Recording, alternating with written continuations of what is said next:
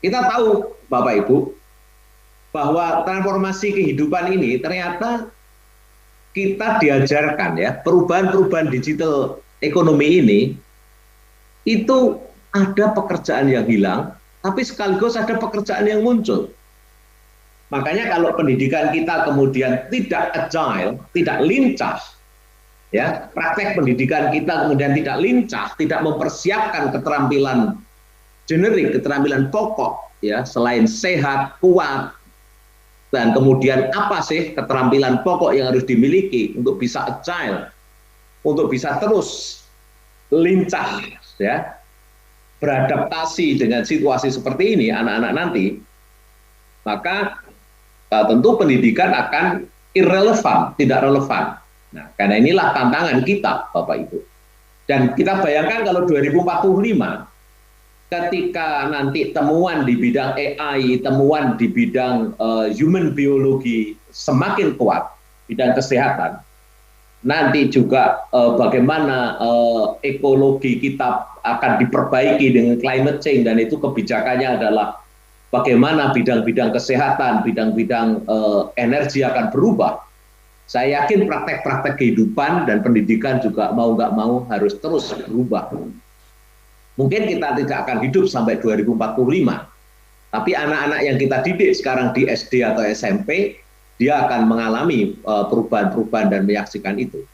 Nah, Bapak Ibu, karena itulah jauh hari misalnya World Economic Forum sudah mengingatkan apa keterampilan penting yang diperlukan di dunia pekerjaan tahun 2015 dan kemudian 2020. 5 tahun saja sudah ada perubahan-perubahan yang seperti kita lihat di dalam slide ini.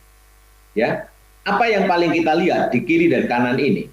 Ya, misalnya Bapak Ibu, di negosiasi itu perlu di tahun 2020. Kemudian di 2015 belum dicantumkan nomor 10 misalnya cognitive flexibility. Nah, sekarang sudah ada cognitive flexibility. Apa itu artinya cognitive flexibility? Anak-anak tidak boleh memiliki fixed mindset, ya.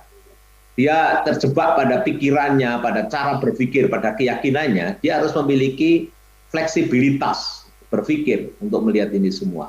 Tapi kalau problem solving critical, kemudian kreatif, yang kita kenal di Indonesia kemudian sejak beberapa tahun yang lalu dikenalkan pentingnya HOT gitu ya, high order thinking, kemudian dikenal dengan 4C, 4C gitu ya, kritis, kreatif, communication, dan collaboration, bagian dari HOT itu.